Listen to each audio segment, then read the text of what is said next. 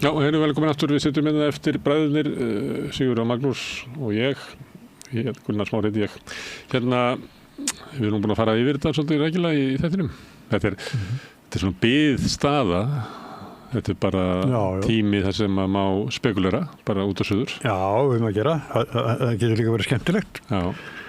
Ég er í þeim hópi sem að svona vil að þetta gangi eftir. Ég held að eigi við mikil meirihluta. Og þannig að gamlu kerfisflokkarnir, Sjálfstæðisflokkur og Framsókn. Ég held að það sé ekki endilega pólitík, ég held að það sé bara samt að halda þeim frá. Óski öllum þeim bara velfarnar og þetta er breyting, þetta er allt annað fólk heldur en var síðast í þessari ömurlegu ríkisstjórn. Já. Sem að mun ég veit ekki hvaða einhvern heldur þessi ríkisstjórn sem að var að fara frá. Já, fái svona í sögunni. Já, slaka. Er það ekki alveg augljóst? Hún hefur búin að vera óvinsæl allan tíman og óvinsæl þessa ríkisstjórn bara síðan mælingar hófust og það er engin ástæða til að halda að sagan lægi það eitthvað Þeir voru, Svandís talaði svolítið að það væri ýmislegt sem að ríkisstjórn hefði gert. Hún vísaði í heilbrigðismál held ég frá því að hún var og svo náttúrulega mjög ábyrjandi hjá Framsókn að tala að bara hinn góðu verk hafi ekki sést fyrir einhverjum ágreiningi og erfiðleikum með þingflokksherbergi Sjálfstæðisflokksins og Sjálfstæðisflokkurinn tók síðustu vikuna í kosningunum að þetta hefði raunverulega verið árangursrík ríkisstjórn. Já, það trúi því enginn. Nei, þetta er sögulega lítið fylgi hjá Sjálfstæðisflokknum. Það er það. Bara aldrei mælst lakari og Framsókn ekki heldur. Þessi gömlu kerfisflokkar sem er búin að vera annar eða báðir í ríkisstjórnum bara svo langt sem við munum og þá er bara komin tími á að hvíla þessa flokka. Það var síðast gert 2009 til 2013 það var síðast gert 2009 til 2013 og þá var VG og Samfylkingin það var ekki Framsóknarflokkur eða Sjálfstæðisflokkur í ríkisstjórn og við þurfum að fara ansi langt aftur til þess að finna það sem þeir voru ekki í ríkisstjórn við bara finnum það ekki en sú ríkisstjórn að því að nú erum við að því að vera að tala svona hvernig dómsögunar fær. Sú ríkisstjórn hefur fengið mjög slæman dómsögunar og við nefnum hana stundum að þessi ríkisstjórn núna að hún hafi fengið verri útreið nema þessi ríkisstjórn í kosningum. Ólafur Þ. Harðarson hefur stundum haft fyrir því að benda á það sé svolítið öðruvísi vegna þess að 2013 í kosningunum voru margir flokkar sem að skilgreina má sem vinstri flokka eða flokkar sem að máttu rekja til búsáhaldabyltingarnar og svona þessar samfélagslega róts sem að þá var í samfélaginu sem að tóku og þá ónýttist atkvæði þeirra og að sömuleyti þá misti Samfylkingin og VG atkvæði frá sér í þá leiðina sem að varð síðan ekki og þess svona fjall þingmannafjöldin svona mikið niður að þetta sé eiginlega að þessi dómur sem þessi ríkisstjórn fær núna að hann sé eiginlega hastarlegri Já, mér finnst það þegar þau tóku við 2009 það var bara ástandi í samfélaginu var alveg skelfilegt og ekkert svigrúm til neins og svo var það Alþjóðagjaldeyrissjóðurinn sem lagði línuna í efnahagsmálunum að við höfðum ekkert svigrúm, við höfðum enga getu, við vorum bara minnumáttar, vorum illa stödd og svo ríkisstjórn er kannski bara aðdánuvert að hvað þau þó hengu lengi í þessu. Þetta er ómennst álag sem var á þau. En það tættist VG bara niður, en það ekki. Já. Það þingmenn vinstri grænna það var ósætti þar innan dyra það var náttúrulega hart deilt hvaða stefnu ætti að fara og það var langt frá því að það var einhver sátt meðal þjóðarinnar þá stefnu sem þeir fóru það var hvað kallar þetta varðstaðin heimilin Skjaldborgin að það varð bara mjög fljótlega af einhverju skammarirði þannig að Já, svo það var kannski eftir á, það allra versta í tíð þeirra ríkisstjórnar, það var sala íbúðarhúsnæðis þar sem fólk réð ekki lengur við að standa í skilum sökum breyttra aðstæðna í samfélaginu. og þá fólk hrakið heiman og með sko miklum skaða bæði fyrir samfélagið og fólki sem fyrir þessu varð. Þetta má ekki gleymast. Nei. En svo ríkisstjórn að sumi sem hafa verið að reyna svona rétta haganar. Ég tekið eftir í til þess að Stefáni Ólafssyni sem hefur verið að benda á að þær skattabreytingar sem þar voru gerðar skiptu máli og að hún hefði tekist að svona spýta aðeins inn í sko vaxtabótakerfið og barnabótakerfið og fleira. En það hefur eiginlega verið þannig að það hefur eiginlega enginn verið til í að verja þessa ríkisstjórn 2009 til 2013. En kannski verður það öðruvísi með þessa sem að veit ekki hvað verður kölluð, COVID-stjórnin. Ég veit, minnst bara sko, ekki að verja ríkisstjórnina 2009 sko, en þau byrjuðu með sko, það var allt brotið sko, í samfélaginu. Það var alveg skelfilegt ástandinnar.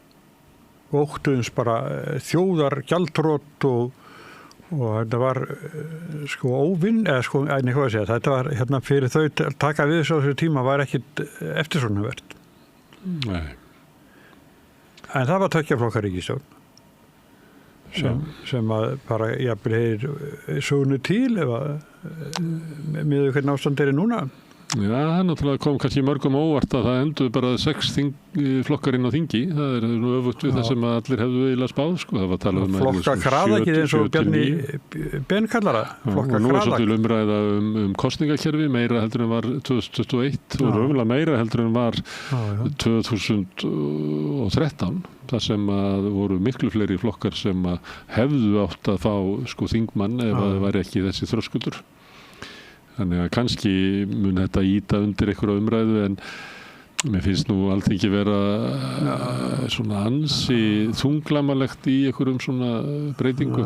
Ég myndi ekki veðja á að það næðist einhverja svona breytingar í gegn. Nei, og það sé sem að veikja eigin stöðu gagnvart flokkakraðakinu. Við erum náttúrulega núna með einn af fjórflokkunum, AFG sem bara hverfur. Framsókn var í lífshættu núna. Það er ekki svo langt síðan að Samfylkingin hefði getað þurrkast út 2016. Þannig að kannski er það svona raunveruleiki sem er nær flokkunum heldur var áður eða sem töldu þetta verið bara vandamál ykkur annara. Þannig að það geti orðið umræðu um það. Herðu, en framöndan er líkurnar á því að það verði myndur ríkisstjórn fyrir jól. Það ef að þessi ríkisstjórn gengur upp. Ég myndi halda að ef að verður líf í viðræðunum kannski segjum eftir miðvikudag, fimmtudag, að þá séu líkur á því að þetta endi í stjórnarsáttmála. Ég held að við sem að fara inn í vikuna það sem að kemur í ljós, hvort að það sé hægt að ná þessu saman eða ekki. Já, ég held það líka. Ef þetta er saman að þá erum við að fara bara í svona rólega tíð eða koma jól, aðvenda og við kannski tökum mið af því umræðinni hérna inni að höfum bara rólindislegra tal. Við höfum búið að vera svolítið hasar í kringu kosningarnar og við höfum eiginlega verið með fullt borð hérna, verið í sumum þáttum held ég að við komið bara 17 manns eða eitthvað í einu rauðaborði hérna. Þannig að það hefur verið lífleg umræða, þannig að mér finnst nú líklega að við svona róum þetta aðeins og tökum svona mið af árstíðinni. Og hafa þá kirkjunar fólki? Nei, og líka bara gaman að tala stjórnmála kannski bara svona við einn í einu og svona reyna að draga upp svona aðra mynd heldur en í svona hasarumræðu. Mikið samanlega með það. Já, sem í sjálfum sér ekkit oft svona einhver hasarumræðu, þetta fólk að bara... Svona maður og mann, það getur verið gott, sko. Þannig að við finnum okkur að leið til þess að fjalla samfélagið. Já. Það er eftirspurn eða ekki? Jú, svo held ég að sé eins og við vorum hérna með nýja þingmenn hérna og sömuleyti er það hlutur okkar og annara fjölmiðla svona hægt og bítandi að kynna þetta fólk. Já. Það er nú oft verið kvartað. Stundum set ég eitthvað svona á Facebook og svona og ég sé eitthvað beint að meina það svipað og ég var að segja stilt upp hérna ríkisstjórn hérna sem var í síðasta ríkisstjórnin sem var sko Sjálfstæðisflokkur, Viðreisn og Samfylkingin og ég sá að það fór svona víða stundum verður maður að setja eitthvað svona inn og daginn setti ég svona myndir af hérna úr mokkanum af öllum sem eru hættir á þingi það hefðu fallið eða ekki verið í boði í sínum flokkum og ég setti það svona inn og ég með langaði bara að heyra hvað fólk segði og þá kom náttúrulega í ljós sko að fólk bara var að horfa á þessar myndir og byrju, ég veit ekki hverja fólk þetta sko. Stærsti hlutin að fólk bara veit ekki hvað fólk þetta sem hafði setið inn á þingi í 3 ár. Og þetta náttúrulega, og þú heyrir þetta sjálfur, að það eitthvað breyst. Ég veit ekki hvað þetta sko. Af hverju eru svona margir þingmenn sem að raunverulega við heyrum aldrei af eða... Hérna, fyrir einhverjum viku síðan, Smári, að þá kom til okkar ungkona, Hafdís Huld Hafsteinsdóttir, held ég örugglega, eða 3H, og Framsókn og við frábær viðmælandi ég vissi alveg hver hún var en ég aldrei heyrt hana að tala nema bara í púltuna á þinginu sko. Svo kemur hérna alveg frábær viðmælandi þannig að kannski ættum við að taka eitthvað að okkur eða til okkar af þessu að við ættum bara að hleypa hérna meira fólki í gegn og kannski líka tilefni til þess að þú nú gammal þingfréttaritari og við nú stundum talað að dekka þingið með einhverjum hætti hérna á samstöðinni. Kannski að því að það er svo sneiðir á ríkisstjórninni og þinginu sem að var. Kannski ættum við að taka þetta bara, nú er mikil endurinn í þinginu og aðtókvæmt að við getum ekki friskað bara upp hvernig fjallað þingstörfin. Finna einhverja leið út úr því í vetur. En hérna þingfréttamaður. En ekki þingfréttarítari á þessu er mikill munur þetta héti þingfréttarítari þá skrifuðu þeir ég hef sagt hérna sko Blaðamaður Morgunblaðsins skrifaði bara upp allan daginn sko þá var komið ekki á netið og hann skrifaði bara allan daginn sko hann var þingfréttarítari svo unnu þeir úr því sem hann sendi sko en svo voru við voru þingfréttamenn við reyna að búa til fréttir skrifuðum bara fréttirnar okkar sko finna fréttirnar og það vantar svolítið meira ég er svolítið að velta fyrir mig núna eins og nú eru hérna þessar stjórnarmyndunarviðræður ég myndi vilja sjá svona einhverja hérna alvöru úttekt á því svona hvað ber á milli þú getur bæði byggt á því sem vitað en líka þá getur þú bara getur talað af því að það er þjóð veit þá 3 vita og ef það eru 3 konur að tala saman þá veit þjóðina það er betur sko María Sigrún sagði hérna fyrir þettinum að hún var svona vettvangi og að hringja hingað og þangað þetta konust við að sko þó að veri sko fjölmiðlabann að það æst okkur upp við hefum reynt að bara stilla því upp að þú veist að þetta eru ágreiningsmálin þetta er svona búið að setla með einhverjum hætti þetta er búið að ákveða að íta til hliðar auðvitað á að fjalla þetta en líka það er hérna við munum báðir að þú náttúrulega betur ég þegar þú og Gunnar Andrésson elduð Steingrim heim til hans miðjan ótt að koma á náttsloppnum til dýra miðjan ótt hann var ekki ánægður með augur nei, þá fórum við heim en þið helvítinninga en það var náttúrulega ótrúlega spennandi hérna stjórnarmynd stemdi lífurabandræðum þessu þegar hún sprakk ríkisstjórnin og það var að mynda hana og líka ríkisstjórnin sem var mynduð sem var mjög ólíkleg ríkisstjórn Þorsteins Pálssonar sem var með sko, sjálfstæðisflokki, alþýðuflokki og framsóknarflokki mjög ólíkleg ríkisstjórn enda lifði hún ekki sko þannig ég veit að ég myndi segja 50-50 hvort þetta næði saman þá verði ríkisstjórn út af þessu hinn kosturinn þá eitthvað svona mjög skrýtnar einhver menúett sem að flokkarnir munu dansa sín á milli sko. Ég segi 75% líkur ég held að sko þó við hafi aðra leiki í stöðinni að þarna fáðir forsætisráðuneytið og það er eitt með forsætisráðuneytið ég hef nú oft verið að benda á það það er bara orðið svo valdalítið að raunverulega er þetta bara en kannski er það bara frábært fyrir Þorgerði Katrínu að enda þar sín stjórnmálaferil og nýta alla hæfileikana sem að hún hefur þá til þess að tala á milli og halda góðu þannig að hún gangi inn í það sem að Katrín Jakobsdóttir þóttu gera vel að halda fríð á stjórnarheimilinu á meðan að Kristrún færi Þorgerður Katrínika ljúfasta manneskja að tala við hana og það saman. Já, það er enginn sem að kvartar undan hennar skaphöfn, það er ekki nokkuð maður. Kristrún fær inn í fjármálaráðuneytið og er jafnframt á efnahagsmálaráðherra sem ég held að hljóta koma að því að einhver ríkisstjórn segja menn, heyrðu, við getum ekki haft fjármálaráðuneytið svona valdamikið sko. Þetta er eitthvað þetta orðið yfir ráðuneyti allra ráðuneyta og mörg dæmum í ráðherratíð Bjarna Benediktssonar raunverulega eyðilögðu mál sko fyrir öðrum flokkum með því að reikna sko kostnaður við hugmyndir annarra ráðherra væri svo stjarfræðilegar þetta væri ekki hægt og töfðu mál og þannig að það er vandamál inn í kerfinu hvað þetta er öflugt ráðuneyti sem hefur sogað til sín. Já, þetta var náttúrulega efnarsmáli voru hjá forsætisráðherra. Þannig var það hjá Davíð Oddssyni og Steingrími Hermannssyni og öllum þeim. En þegar Sigmundur Davíð var þá var það fornminjar. Svo hafa menn verið því að það er eiginlega engi verkefni inn í forsætisráðherra og þá hafa menn verið að sækja eitthvað. Katrín sótti jafnréttismálin. Sigmundur fornminjar og þá sagði ykkur í gárungur ef við fáum forsætisráðherra sem er áhuga handbolta, þá tekur hann handboltan og við erum náttúrulega að fá forsætisráðherra kannski sem hefur áhuga handbolta. Já, aldeilis sett svip á hennar líf. Kannski tekur Þorgerður Katrín handboltan með sér inn í forsætisráðherra. Ég man að menn voru eitthvað að hlæja þessu en nú er þetta kannski að fara að reddast. Já, og handboltin er bara sendur svolítið illa fjárhagslega En svo hafa talað að fækka ráðuneytum.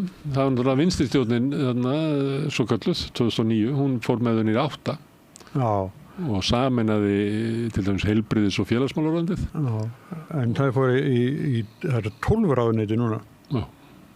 Og kostuðu bönns á móni sko. Alveg kostaði óheyrilegan pening og ég held að sé enginn sem að segir að sú uppstokkun hafi verið sko þörf eða snjöll.